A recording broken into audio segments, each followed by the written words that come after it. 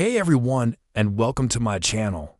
I hope you're doing well. Today, we're going to dive into a topic I'm passionate about and that I think will really resonate with you.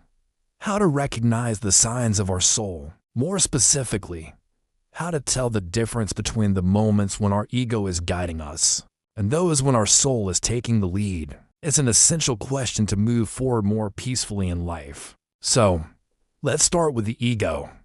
How do we recognize it? Actions that come from the ego are often centered on ourselves in a somewhat selfish way.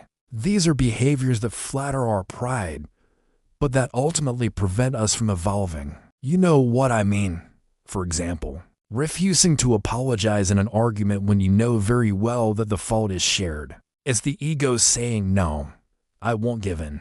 Or again, always waiting for others to make the first move, whether it's sending a message, suggesting an outing, or resolving a conflict. It's the little voice whispering, "Why should it be me who does it?" The ego is also the tendency to never question yourself, thinking that you're always right, that you hold absolute truth, that you're perfect. Does that ring a bell?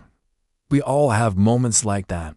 It's the ego that makes us dig in our heels and prevents us from hearing what others have to say. It's armor we wear, thinking it protects us, but in reality, it isolates us and traps us in our own little box. There are plenty of situations like these every day, easily criticizing others, constantly comparing yourself, always wanting to have the last word. All of that is the ego's playground.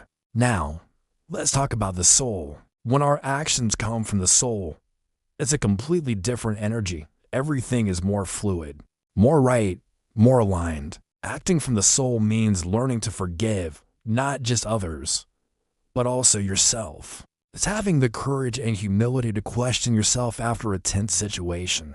To say to yourself, "Okay, what was my part of responsibility in this?" It's being able to say, "I'm sorry, I was wrong," and meaning it sincerely. Lamnus and Vita Virtue.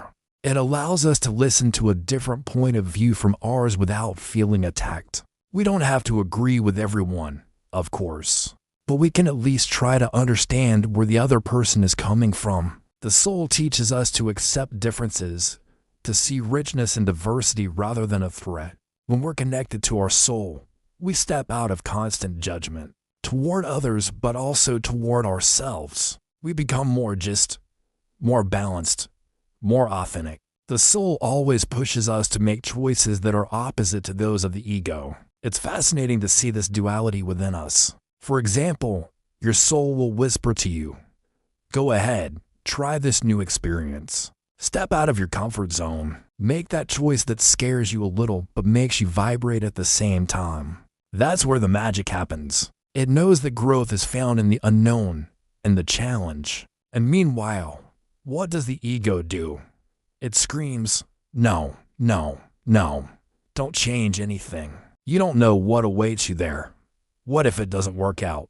What if you fail? Stay in what you already know. It's safer. At least here, you're in control of the situation." Do you see the difference? These are really the opposite polarities. The ego seeks security, the known, stagnation. The soul seeks expansion, discovery, evolution. The ego feeds on fear, fear of judgment, fear of failure, fear of the unknown. The soul, on the other hand, feeds on love and trust. Trust in life, trust in our own path. The ego wants to control, to plan every detail to avoid surprises. The soul invites us to let go, to trust the process, even when we don't have all the answers.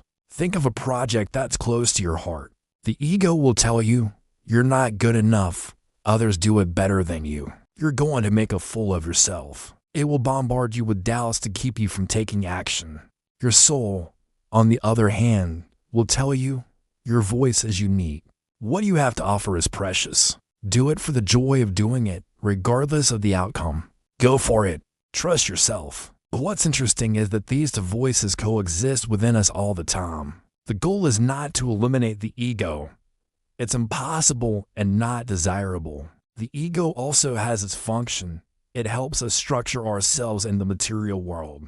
The real challenge is learning to recognize which voice is speaking and consciously choosing which one you decide to listen to and follow. So, the big question to ask yourself today and every day is, which polarity is driving my life? Am I choosing the discomfort that makes me grow, that makes me vibrate, that makes me feel more alive? Or am I choosing the comfort that stagnates, that lulls me to sleep, and that ultimately wears me down little by little? It's a choice, a conscious choice we can make at any moment. Take a moment to reflect on a recent decision you made. Did it come from a place of fear or a place of trust? Did it open doors for you, or did it keep you in a familiar but unsatisfying situation? There's no right or wrong answer, just an awareness. And this awareness is the first step to start making choices increasingly aligned with your soul. Thank you so much for listening all the way through. I hope this reflection has enlightened and inspired you. Feel free to share in the comments which voice you choose to listen to today.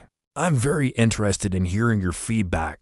If you enjoyed this content, please like the video and subscribe so you don't miss the next ones. Take good care of yourself and see you very soon.